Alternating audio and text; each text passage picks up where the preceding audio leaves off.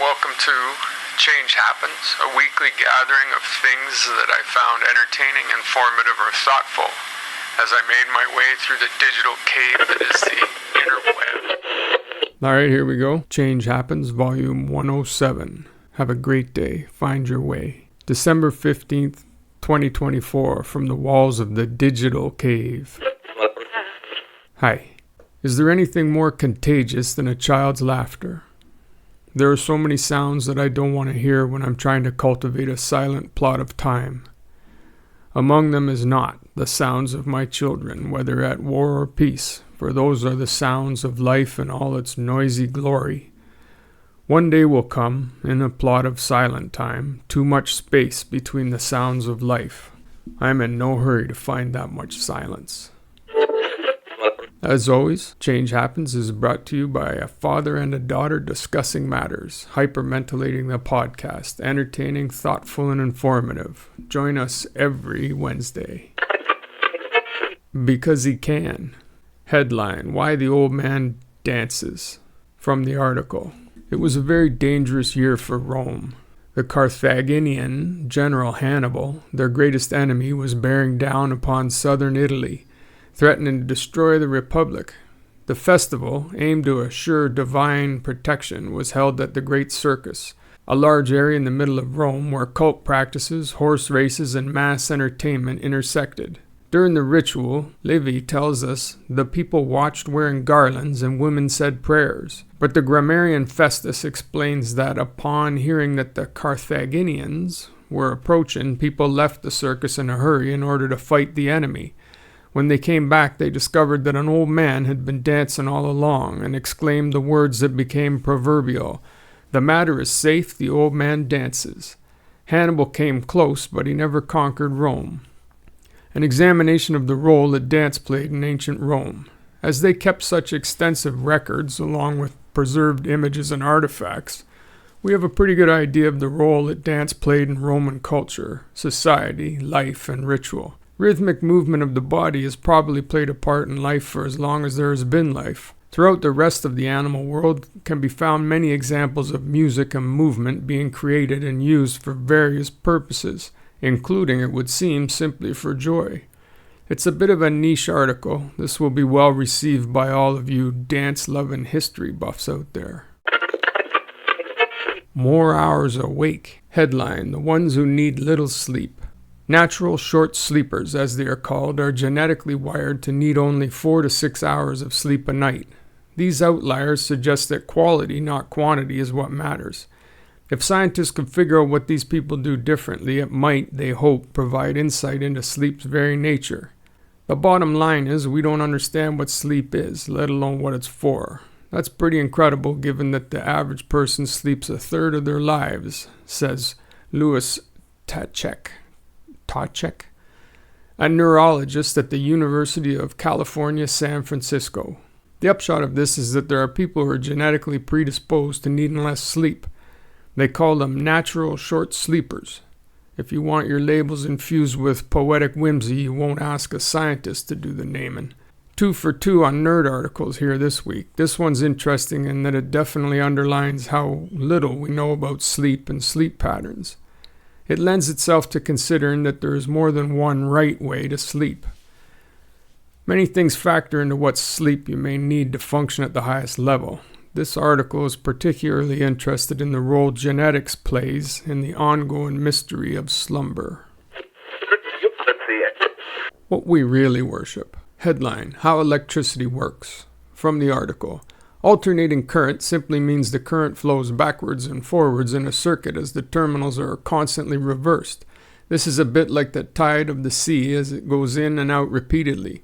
Alternating current is the most common type of electrical power, and this is the type of power available in the power sockets of your home. Direct current simply means that the current flow directly in only one direction. This is what's provided from batteries and photovoltaic panels, etc. This is most commonly used in portable electrical goods. We can convert between AC and DC using inverters. This is how the AC power from our household power sockets can be used to charge our mobile phones, which use DC power. There was some discussion around the house about static electricity, and it made me curious to refresh my understanding of how electricity actually works. I doubt if it is possible for a thing to be more relevant and yet less considered than electricity is daily. It is the single most defining characteristic of modern human existence, which is kind of concerning on some levels. The article is for anyone who prefers their science visual, but it doesn't skimp on details. Nice insights into what electricity is and its basic principles. It's more specifically about electricity itself, not so much the process of how we turn solar, water, or coal into power. An investigation of electricity itself, how it actually works as the basis of a process that ends up with our phones being charged and our lights turning on.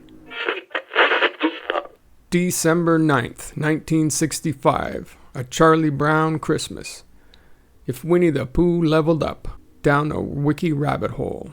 The program premiered on CBS on December 9th, 1965 at 7:30 p.m. Eastern Time, preempting The Munsters, and was viewed by 45% of those watching television that evening, with the number of homes watching the special an estimated 15,490,000, placing it at number 2 in the ratings behind Bonanza on NBC. The special received a critical acclaim. The Hollywood Reporter deemed the show delightfully novel and amusing, while the Weekly Variety dubbed it fascinating and haunting. Bob Williams of the New York Post praised the very neat transition from comic page to screen, while Lawrence Laurent of the Washington Post declared that natural-born loser Charlie Brown finally turned up a real winner last night. Harry Harris of the Philadelphia Inquirer called the program a Yule classic, and Terrence O'Flaherty of the San Francisco Chronicle wrote Charlie Brown was a gem of a television show, while Rick Dubrow of the United Press International predicted the Peanuts characters last night staked out a claim to a major television future. So there, that's what they said. 1965. Lots of love. From the water. Headline, Why do humans like to swim? From the article. Humans, unlike other animals, have the ability to use complex tools. That means we can craft boats, build bridges, and retrieve things from the bottom of the water without getting wet. Even ancient people could do these things. But ancient people could and did also swim. There's at least some evidence for the practical in ancient life. Safety. It's a life skill. If you end up in the water, or in too deep, by accident, swimming will save your life.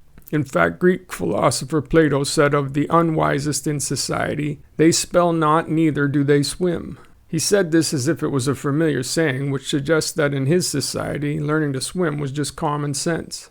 There was a report released by the World Health Organization, you know who, that figures more than 300,000 people die from drowning every year, and that nearly all of these cases are preventable. They also think that this number is probably on the low side of accurate, as many water-based deaths are not getting reported. This is a good overview of swimming and why we do it, or should know how to do it. Comparatively, we are not really made for swimming. We're made for walking and running. Our two-legged upright movement sets us apart from the other mammals who, generally, are natural swimmers. It's an odd thing that we humans don't swim naturally, yet the water is our ancestral home. A way of life. Headline, How to Start Farming with No Money. From the article. Money can be the gateway to most things in life. Unfortunately, if you don't have much to spare, it can make things tricky. Starting a farm with no money can be especially hard because the income from farming is notoriously low, which makes getting started and finding loans hard. But don't be defeated. For those of us with the drive, and rather a lot of creativity and inspiration, there are ways to get into farming even if your bank balance treads the tightrope between red and black. This one's for you, bud. A nice little article that considers what would be necessary or what steps you would need to take if you wanted to start a farm. If your dream is to have a little plot of land and live off of that, is that still a viable thing today? Is that still a dream to dream? Seems like it would be less of a world if it became impossible to live simply off the land. Real. Headline, Things You Might Not Know About Reindeer. From the article. Historically, the Eurasian reindeer and American caribou were considered to be different species, but they are actually one and the same. Rangifer tarandus. There are two major groups of reindeer, the tundra and the woodland, which are divided according to the type of habitat the animal lives in, not their global location. The animals are further divided into 9 to 19 subspecies, depending on who is doing the classification. This is a look at reindeer and the myths surrounding them, what they actually are. I always thought it was interesting that reindeer and caribou are the same thing. We tend to think of reindeer as some sort of mythical North Pole creature. Basically, they are deer that have acclimatized to the far north regions of the world. Canada has a large and threatened caribou population. Santa doesn't have the market cornered. And yet it also pleases me and seems right that what is of value and wisdom to one man seems nonsense to another. Hermann Hesse, author of Siddhartha. All right, thank you for joining me this fine Sunday, and I look forward to next week. When we meet again inside the spectacular human repository of everything and nothing, it's your life, you understand.